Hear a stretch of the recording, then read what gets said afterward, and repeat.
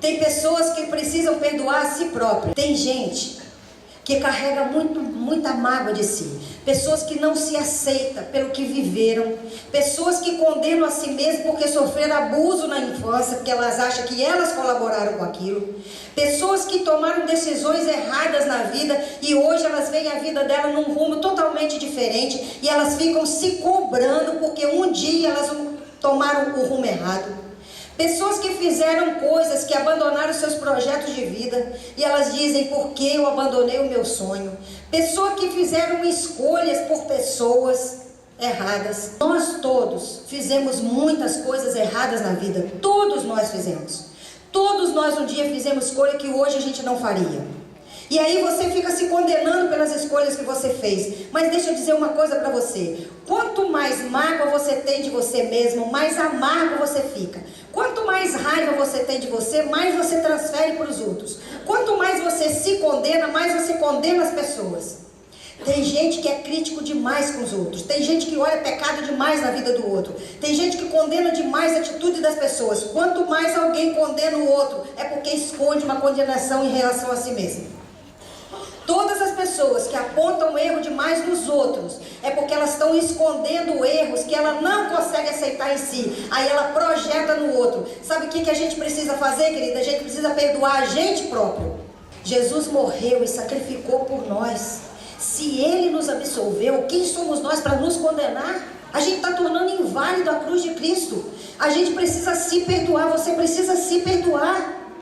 Você olha para a sua vida passada e fala assim, eu não podia ter feito aquilo, foi ignorância, foi infantilidade, foi fraqueza, foi insegurança, eu não podia ter tomado aquela atitude. Aí hoje você olha para trás e vê que você foi incompetente. Se você olha para trás e se arrepende do que fez, é porque hoje você é mais maduro do que era antes. E se você hoje é mais maduro do que era antes, faz hoje o melhor para você. Quanto mais você se prende em mágoas passadas, mais você atrapalha o rumo da sua vida, você não desenvolve. A gente precisa aprender a perdoar o outro, Deus e a gente.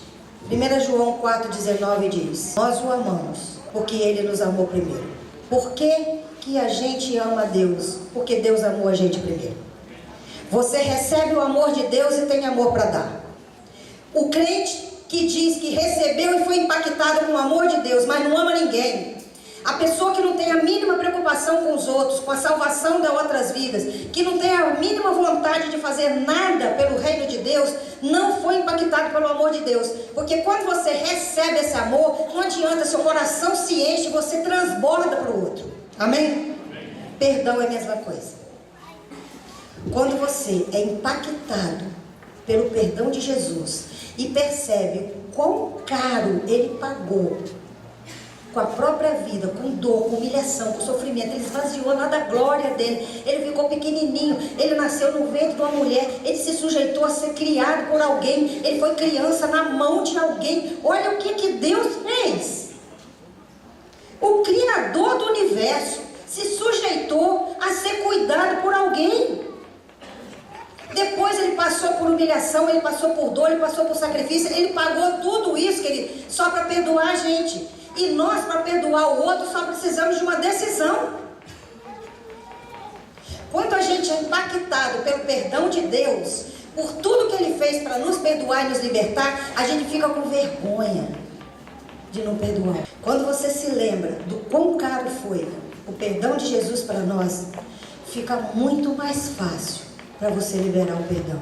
Mas por mais que a gente entenda, por mais que a gente saiba disso e entenda tudo que envolve o perdão, você não faz sozinho. Você precisa do Espírito Santo de Deus com você e eu também. Você pode sair daqui determinado, ok, eu vou perdoar. Se o Espírito Santo não estiver com você, se Jesus não estiver com você, se Jesus não for a razão da sua vida, daqui a pouco você sai dessa determinação, porque a mágoa toma conta de você de novo. Você precisa da presença de Jesus. A gente vem para a igreja pela causa errada. A gente vem para a igreja porque precisa de alguma coisa. Você precisa de cura, você precisa de libertação, você precisa de uma porta de emprego, você precisa da salvação da sua família. A gente vem por causa de alguma coisa que a gente necessita. A gente devia vir por causa de uma pessoa. Porque nessa pessoa tem todas as coisas que a gente necessita. E quando você vem por uma coisa, você ganha aquela coisa. Quando você vem pela pessoa, você ganha todas as coisas. Tinha um homem que ele amava muito a arte. Ele era apaixonado por obras de arte. Vivia ele e o filho. Os dois eram apaixonados por arte. A família era resumida no pai e no filho. Eles tinham uma mansão. E nessa mansão tinha obras de arte muito valiosas que não tinha em nenhum museu do mundo. Estava tudo ali. Eles não vendiam, não trocavam, não saíam dali. Então vinham pessoas do mundo inteiro observar, apreciar aquelas obras de arte. E eles ficavam encantados de receber as pessoas só para mostrar aquilo. Um dia surgiu uma guerra naquele país. E aquele rapaz se alistou naquela guerra. Teve que se alistar. E ele era um homem muito consciente. Ele era um rapaz muito amoroso, que se empenhava muito naquilo que ele fazia. E numa determinada batalha, eles sofreram uma emboscada. E todos os companheiros do pelotão dele foram feridos. Ele era o que estava em melhor condição. Ele pegou um a um dos companheiros, botou no ombro e levou até um lugar seguro. Ele salvou a vida de 20 outros homens.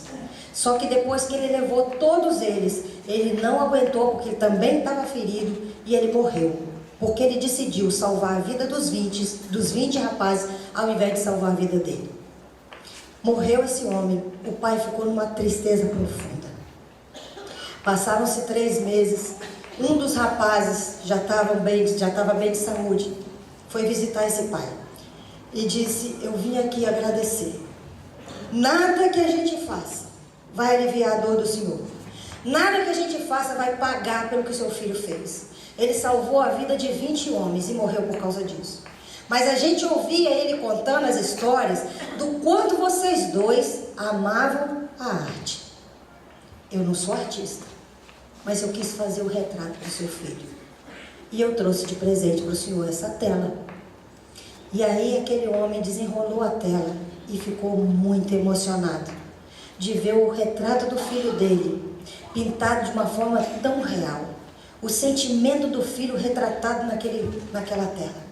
Aquele homem que pegou a moldura mais cara que ele tinha e colocou aquela tela e botou um nome em cima: O Filho. Colocou no lugar de destaque na sala. As pessoas chegavam para ver as obras de arte, ele queria mostrar o filho. Ninguém valorizava, porque não conhecia o artista e porque não considerava aquilo obra de arte. Mas ele fazia questão de mostrar o filho.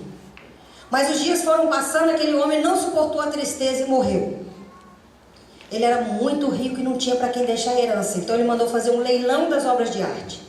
Vieram colecionadores do mundo inteiro para ter a oportunidade de ter uma obra daquela. Encheu um salão.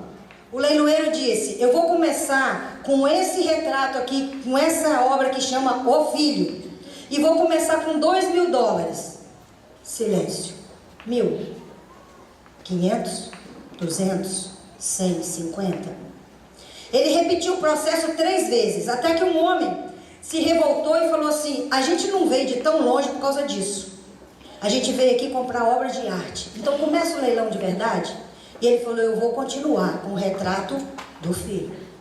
E fez o processo todo, mais 3 vezes, até que um senhorzinho lá no fundo da sala chegou na frente e disse: por favor, eu sou o jardineiro da casa. Eu não tenho dinheiro, porque todo o dinheiro que eu ganhava aqui eu mandava para o meu filho que estuda fora. Nunca precisei de nada nessa casa, porque fui tratado aqui como filho. Eu amava o meu patrão, e o meu patrão amava o filho dele. Eu amava os dois.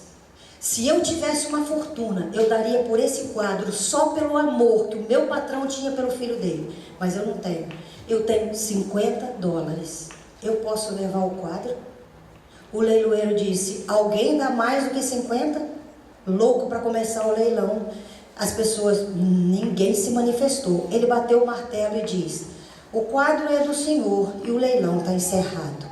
E houve um burburinho na plateia e disseram: encerrado como? Vai começar agora. Ele falou assim: eu vou ler o testamento. E no testamento dizia: aquele que valorizar o filho é o herdeiro de toda a minha herança. Se a gente vier para aqui entendendo quem é Jesus, antes da gente pedir, o anjo já vem para realizar.